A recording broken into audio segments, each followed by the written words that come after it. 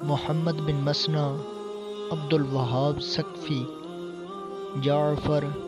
جابر بن عبداللہ رضی اللہ تعالیٰ عنہ سے روایت ہے کہ جب رسول اللہ صلی اللہ علیہ وسلم غسل جنابت فرماتے تو اپنے سر پر پانی کے 3 چلو ڈالتے۔ حسن بن محمد نے کہا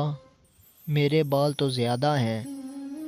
تو جابر رضی اللہ تعالیٰ عنہ کہتے ہیں میں نے کہا اے بھتیجے، رسول اللہ صلی اللہ علیہ وسلم کے بال مبارک تیرے بالوں سے زیادہ اور بہت پاکیزہ تھے۔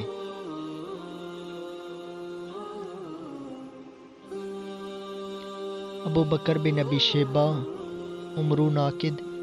اسحاق بن ابراہیم، ابن ابی عمر، ابن عینیہ،